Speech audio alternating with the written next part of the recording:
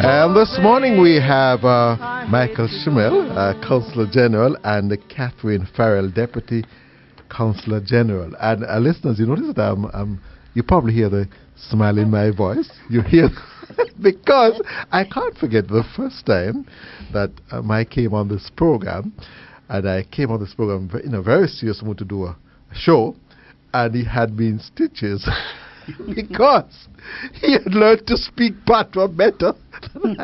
I'll never forget my accused about man from what? Chilani. Yes, a nice Vernon. I just love it. It's good to have you again here, both yourself and Catherine Farrell. Well, how have things been going, Catherine? Just fine. Thanks for having us on. It's good to be back again. You have been here a long time. It's been a while since I've been with you, so it was time I came back to see you. And Mr. Schimmel, too, he has been here a long time. It's been a little while, yeah. Good to have you back here. Yeah. But what has been happening, I hear you have the Fulbright. Is it fellowship? We have a few things. Yes, I'd love to hear about those good things that you want to tell us about. Let me share some information with your listeners because we want them all to take advantage of opportunities. Some of these are channeled through our public diplomacy section. We have Cleo Walker here today, who is absolutely wonderful at helping facilitate these processes. And one that I want to mention because it's especially dear for this country is the Young Leaders of America initiative. You'll remember, Vernon? Yes, It was a little more than a year ago. Yes. President Obama spoke at the University of the West Indies. Wagwan, Jamaica? Greetings massive, he Greetings said. massive. Yes. Wagwan, Jamaica. Big up, Huey. Yes. That's a nice memory. And in that presentation, he outlined what's called the YLAI, Young Leaders of America initiative, which encourages young people in the hemisphere, young being between 21 and 35. I think you might fit in that category, Vernon, but between divided by 5. 21 to 35 years old with entrepreneurial ambitions. They should go to the website that encourages application to this program. They do have a deadline. The deadline is actually coming up. It's this Friday. So it's really opportune that I'm on the radio today. And the website is the 4 letters that are the acronym for the program, YLAI.state.gov. It's a website, YLAI.state.gov. And if you go to that website, you'll see the information that will allow you to join the dozens of Jamaicans who have already solicited participation in this program. The program's managers will choose 250 people from around the hemisphere to be part of this. I want to break that because I know you have more information for us, but we have Alicia on the line. So let's go to Alicia. Alicia, good morning. Where are you calling from? Good morning, Mr. Darby. I'm calling from Portmore. Good to have you. And I have Michael Schimmel, Consular General, and Catherine Farrell, Deputy Consular General from the United States Embassy right here in Kingston. Okay, good morning, Michael. Good morning, Catherine. Good morning, Alicia. Well, I called the last time regards a waiver with my mom at the embassy when she went there on April the 12th, 2016 of this year. They give her a waiver, said that she's ineligible to get a visa, not a visiting visa. Our son filed for her, which is my brother. An immigrant visa. Right. And the problem is she contacted her lawyer about it. The lawyer said she cannot do the waiver because being that she don't have anybody in the United States apart from her son, it have to do by a spouse or a parent. Our mom died, and our husband, which is my dad, is the both of them my brother filed for. So we are still left, don't know what to do. We have sent email to the U.S. Embassy. Well, they have emailed us back. They still haven't told us whether she should go ahead and do the waiver or what. The last email we got from them, they are telling her the office in Kingston was closed on March 1st, 2013. So she has to contact Santo Domingo. Oh, okay. So your mother's applied for an immigrant visa, but for some reason she has an ineligibility, and that's why the embassy can't go ahead and issue the visa, right? Right. Okay. there's two steps. There's two agencies that are involved with with immigrant visas. There's the embassy, the State Department, and then there's USCIS, Citizenship and Immigration Services. They handle the petitions, and they're the ones that grant waivers. So I would suggest the best place to look for information on the waiver process is at their website, which is uscis.gov. Because we can't do anything with the application, and it's not. I don't think it would you would have to talk to Santo Domingo. I would just go to that website, look at it. The form is available there, and you do have to pay a fee through that, but it gives you all the instructions. If the waiver is approved, then we're notified, and then we can issue a visa with that waiver. And you're right, your lawyer said that you have to have various family relationships in order to get a waiver. Yeah. We usually tell people that rather than us trying to help them figure out if they have that relationship, it's just better to apply and let USCIS look at the case and let them decide, because it's up to them to determine it anyway. So if you've been told that a visa can't be issued without a waiver, then you probably just need to go ahead and look at filing for the waiver and see how that works out. Okay. I understand exactly everything now that you're saying. Okay. So you're saying that she should just go ahead, whether she has the relative or what? You know, I would, without knowing all of the specific details, I myself couldn't. I would have to go look up what relationships you have to have for what different kinds of waivers. Yeah. I look up and I see they're saying that parents and spouse. But based off what you're saying now, you're saying that when she do it, she can just put, like, say, she don't have anybody, so she's standing it, so they would make the decision. Exactly. I mean, you can't find out until you apply, so probably the best thing to do is just apply. Okay. Thanks very, very much. Okay, then. I get a relief. Thank you. Okay, great. And have a good day. Okay, thanks, Alicia. You too. Bye-bye. Now you know where to get the answers, right? It's Ask the Consul. I'm your friend, Vernon Darby, and my guests are Michael Schimmel, Consular General, and Catherine Farrell, Deputy Consular General at the United States Embassy right here in Kingston. We have Nadia on the line. Good morning, Nadia. How are you doing? I am okay. And where are you calling from? Portmore. Hey, Portmore. Hey, we're getting quite a few calls from Portmore. It's Portmore Day. Yes. Go ahead. Yes, I would like to speak to Michael. Okay. Good morning, Nadia. Thanks for calling. Good morning. Yes.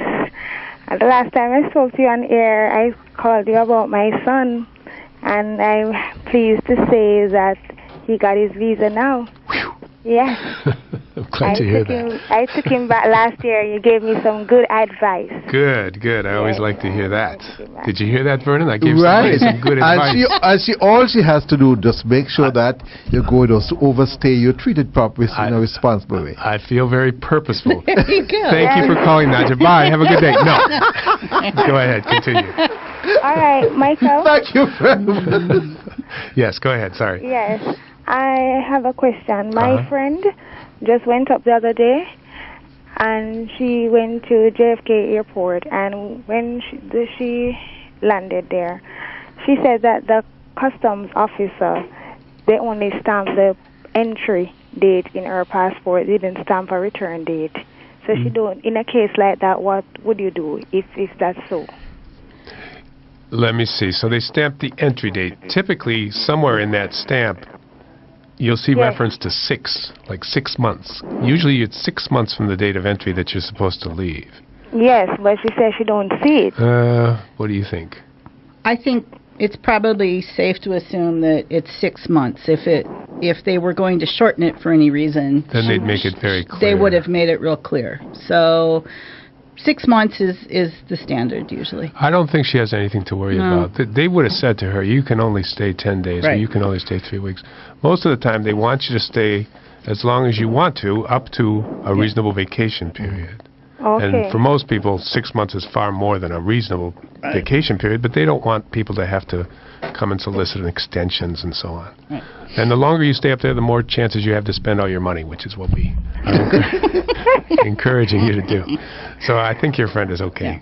Okay, I Okay. just wanted to know because she wasn't sure on how long she have a time period there. Again, to stay in the US. default mode is 6 months, so she shouldn't worry. Okay. Okay? Okay, thank Thanks you. for calling. Yeah. All right. Thank you very much for calling, and you have a wonderful day. All right.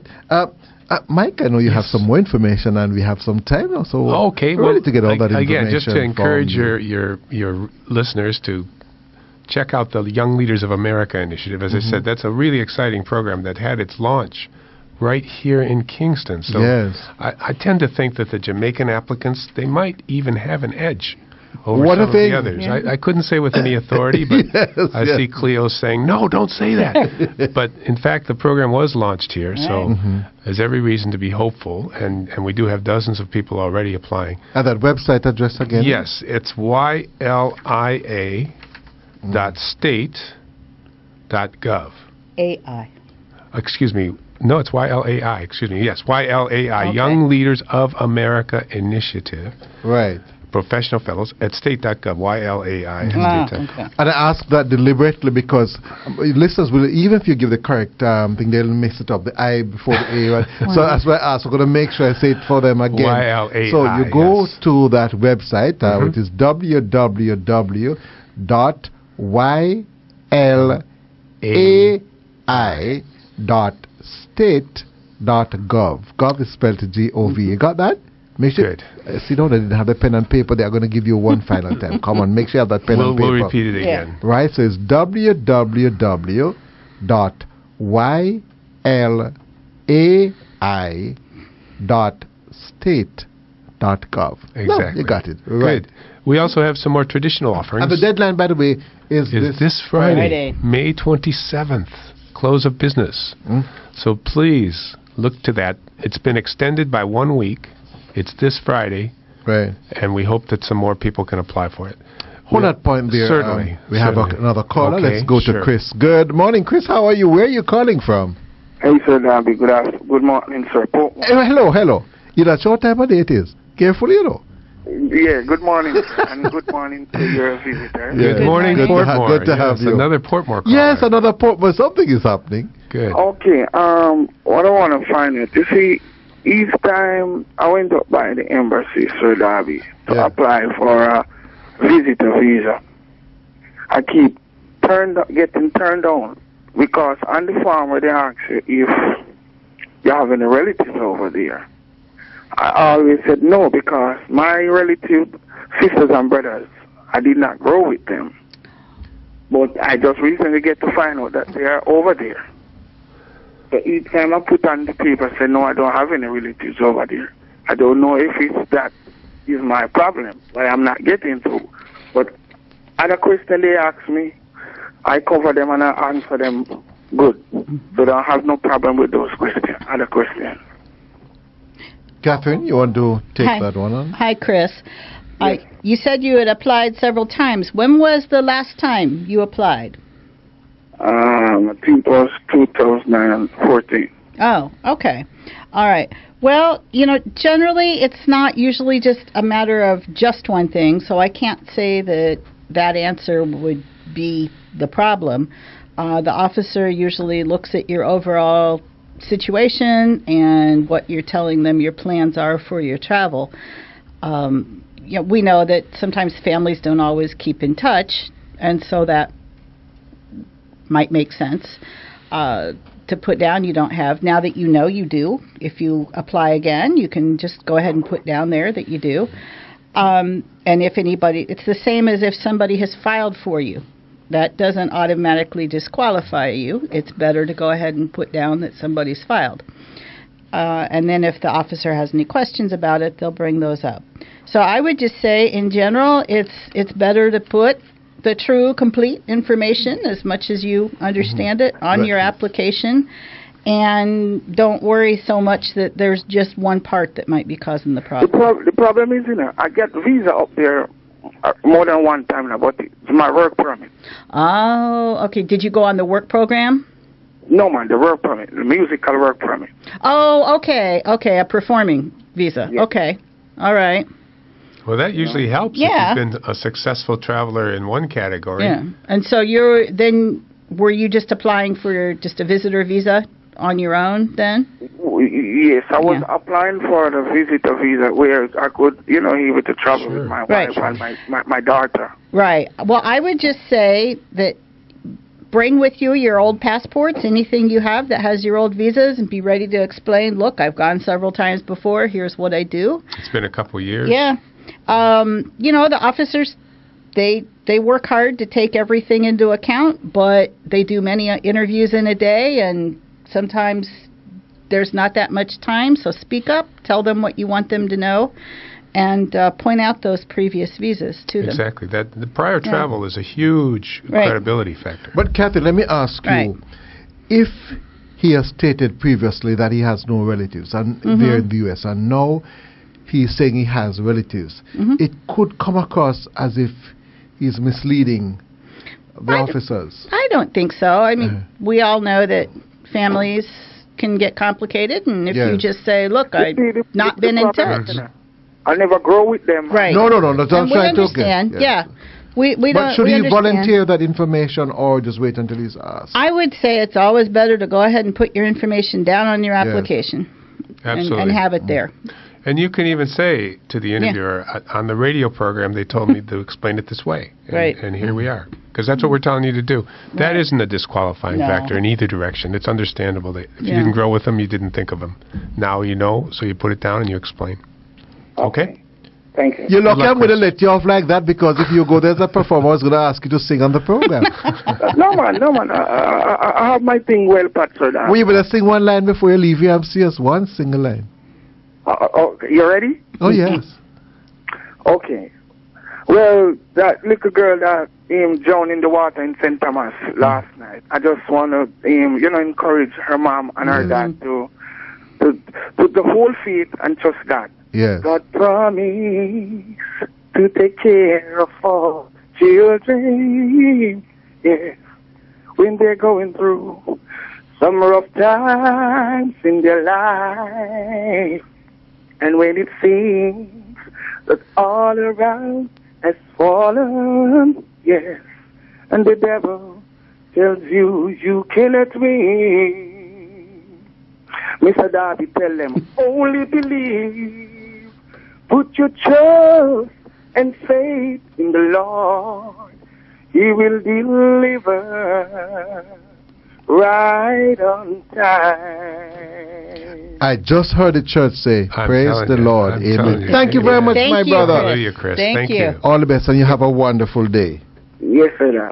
All right, and we have Cindy now, Michael. Let's go to Cindy. Good morning, Cindy. How are you? Where are you calling from? Good morning, Mr. Darby. Good to have you. I'm calling from Kingston. Morning, Michael. You just break it. Good morning. Call some Portmore. Good to have one from Kingston. Okay, the phones are working in Kingston too. Good. Cindy, did you hear Chris sing? Did you hear that song? Yes, and I would like to just join in and say amen. Amen. Praise the Lord. Very nice. Right. I'm calling because I have a couple of persons who are listening, and I want them to get the information, as Mr. Darby would say, straight from the horse's mouth. Mr. Darby, you might have to explain to them what that means. Oh, no. I know your bias against donkeys, so donkeys can talk to you, know. Anyhow, go ahead. You want the real deal. The real deal. The real thing, because there's a little conflict. We were in a discussion recently, and there's a little conflict as to the process for applying for a visitor's visa, and I want them to get it straight from the horse's mouth. But before you do, I just want to explain. I just want to ask, what if you had a visitor's visa before, years ago, it's expired, you traveled once or twice on it, and it's now expired. Is it a renewal that you're going for now, or are you really just applying again? Hi, Cindy. It's Catherine here. Yes, Catherine. Whether or not it's a renewal or a new application depends on how long ago it expired. So the best thing to do is just to go to our website and follow the instructions for applying for a visitor visa, and it will tell you what you need to do. If it's been that long ago, chances are you would have to come in, not so much for an interview, but because we'll need to collect your fingerprints. I think it's 48 months. Because if it was a 10-year visa that's been expired for a while, we wouldn't have been collecting fingerprints back when we issued that visa. So that's why we would need the person to come in. Okay. Yeah. Does that help? Yes, that helps. Okay. That helps in my city. I just wanted to confirm that for myself. Right.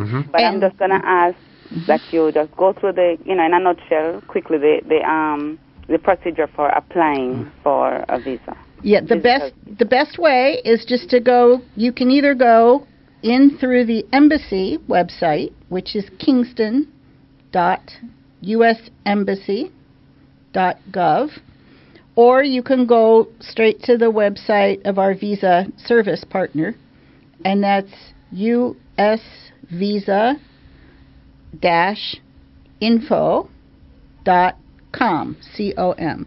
And what you'll do there is it will walk you through filling out the application form, paying the application fee, and scheduling an appointment date. Okay. And it will give you all the instructions. If you haven't applied for a visa in a while, the process is different now. All that part is done on the computer.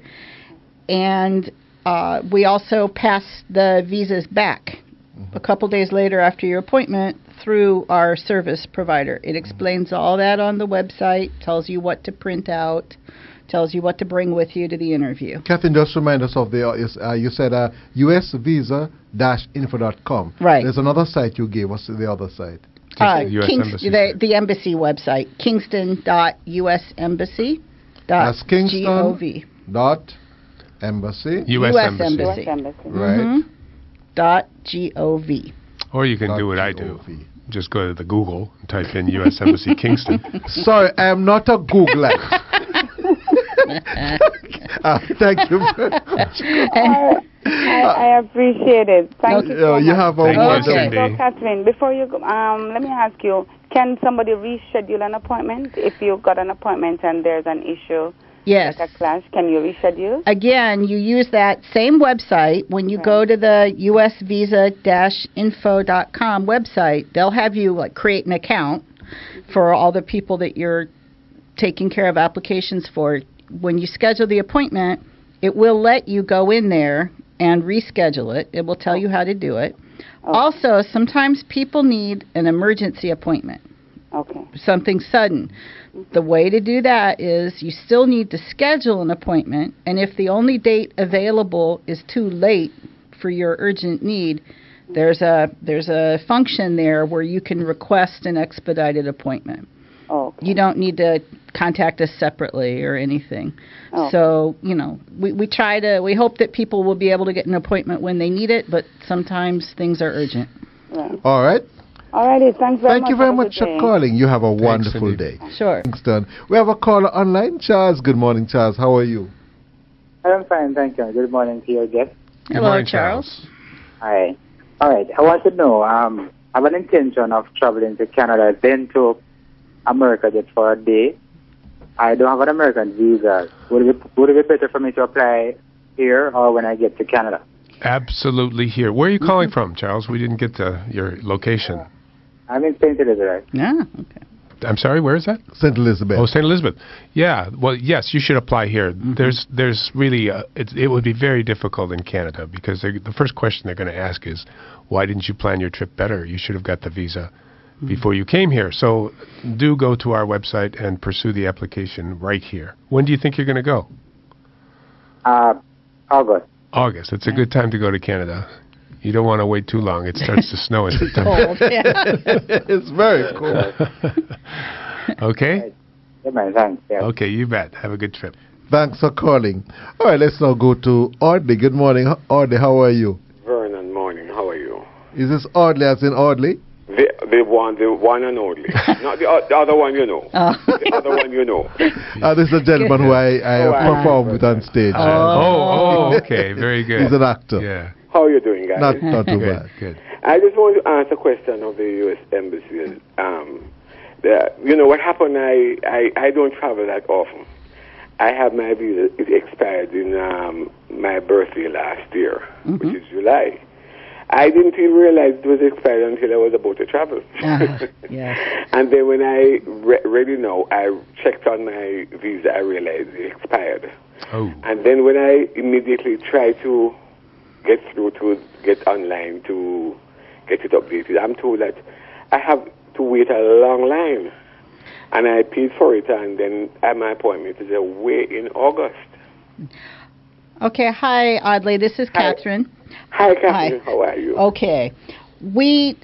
From time to time, we do have a longer wait than at other times. Right now, this year, we've been working hard to get all the seasonal workers up to the U.S., the temporary people going to work at the hotels and hospitality places, the students who are going up for their summer work travel experience. And now this year, for the first time, all the farm workers have to get visas. Yeah. The bundle there, right? Right. They finally closed that little loophole in the law that let them travel without a visa. So, you know, the work increased, but our number of staff didn't. So I do know there is a little bit of a wait for regular. But again, what you can do, like I explained to the previous caller, if you have an urgent need to get in. No, that's urgent. The urgent. Right.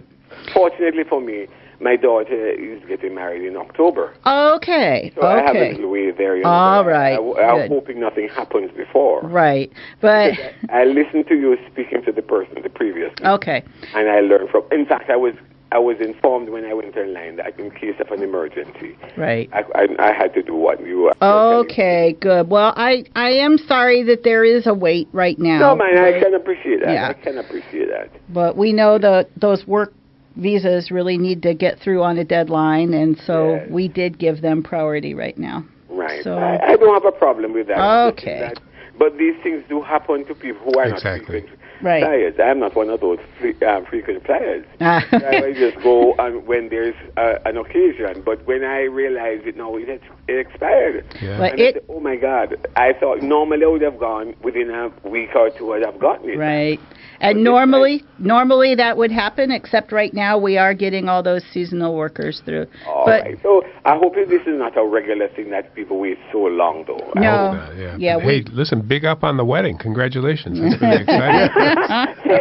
It's not me, my daughter. Yeah, but that's great. I thought he was getting married again. No, you'll be the second happiest man in the room. That's wonderful. Father of the bride. Father of the bride. Thank you, guys. You bet. And Thank you. Have a wonderful day. You too. Okay, you too. All the best, Audley.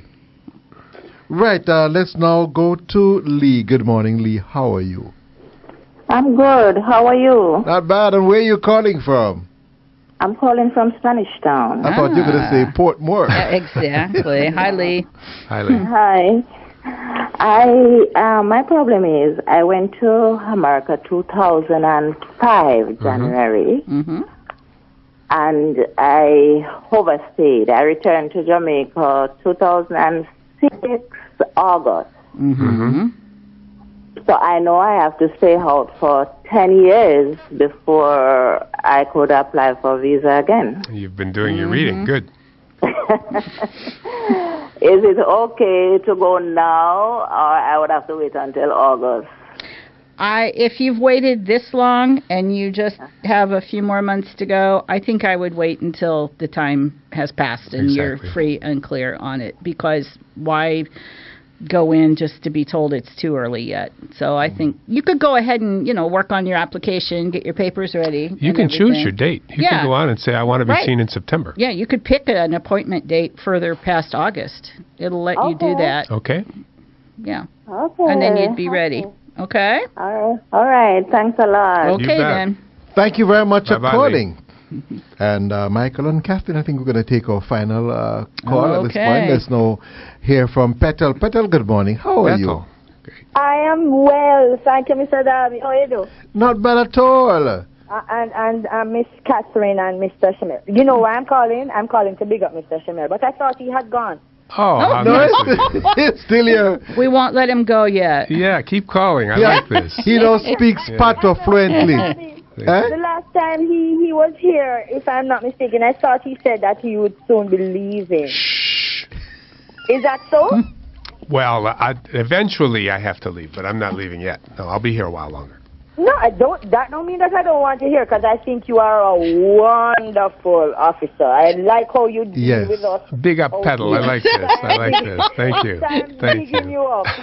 But Petal, he has a problem, She's Petal. bigging me up. I like that. I hadn't heard He that has to before. learn the pat to I speak the do, Pato without yeah, the accent, so he has to stay as much longer. No, but Mr. Darby is one consular general that I think do a good job with the pathway, you know. I think he does a good job now.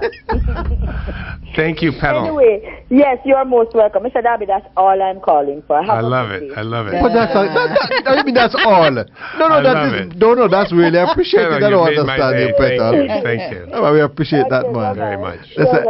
That's what encouragement, sweet labor.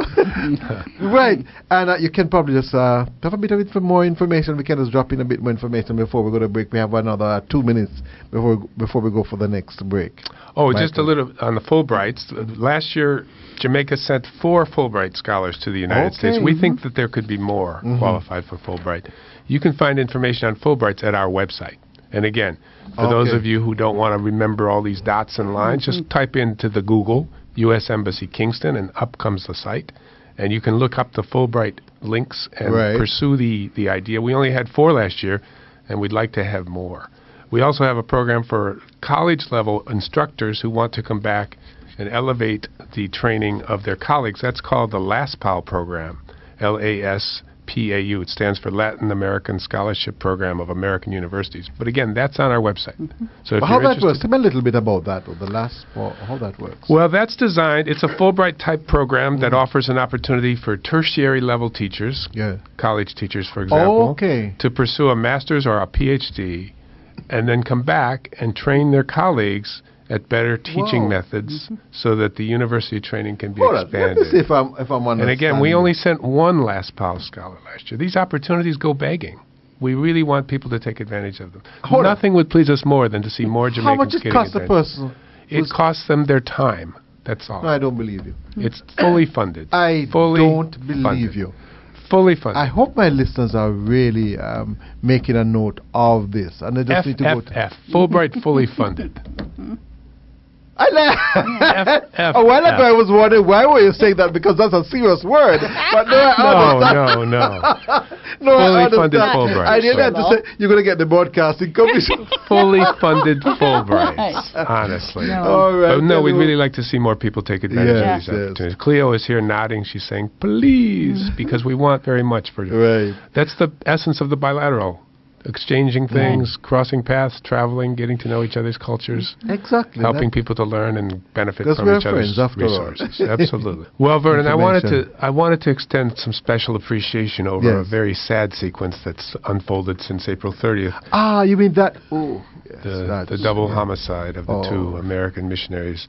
I know all of Jamaica grieved at the loss of 2 men who were doing nothing but good. Yes, yes. And very upset about the murder remains under investigation. Yes. I attended the memorial service at Boscobel in the North Coast, and I was so impressed by the community there that came together in this hour of need and grief and comforted the survivors of the families, and so impressed by Minister Montague, who attended. It's his district, you know. Yes, I know. He attended the memorial, which was very touching, and eloquently gave tribute to the dead, to the missionaries. So I really appreciated everything I saw in Boscobel, and I just wanted to remark on how impressive that was, the turnout and the support for the families of Harold Nichols and Randy Hensel and their mission on the North Coast. It was a very, very, very difficult situation, certainly atypical of Boscobel, a very bucolic, nice community. Everybody remained stunned at the whole sequence, but at least there was an uplifting moment where we could come together and I think grieve. the whole nation just became upset about it, and I can reassure, I mean, I don't have any proof, but I know that they were not targeted at all. I don't believe they were targeted. Well, again, it doesn't help any at all, but we know that the highest levels of Jamaican law enforcement are engaged on the matter. The Minister of National Security was a close friend of Harold Nichols. officials. Yes. He'd known him for years. And he put that into his eloquent tribute on the day of the memorial. Boy, when you see Jamaicans come out like that and support. It was an overflow crowd. Yes, there were tents of support outside of the church. I've got text messages on this program, you know. Very impressive. We're grateful to everybody for their expressions of condolence. Ambassador Moreno has received expressions of condolence on behalf of all of the Jamaican people, from government figures right up to the top. And we did pay a tribute to them before on this program. Yes, very much appreciated. And we encourage other Americans and other countries. We encourage you to continue to come. It's rough, it's challenging, but we love you. We appreciate the support that you have given us. Well, thank you. To the families, I say, be strong. Be strong. And the Custis was great. Custis Errol Johnson mastered the ceremony, and very impressive, the entire sequence. Boy, oh boy, life goes on. Life goes on. Right. Thank you very much, Michael Schimmel. Thank you, Consular General, and Catherine Farrell, Deputy Consular General. But you'd have to close with a little bit of pato for my listeners. They just love to hear you talk the pato. Vernon, you know me glad me there. I saw the thing said. Thank you very much, my brother.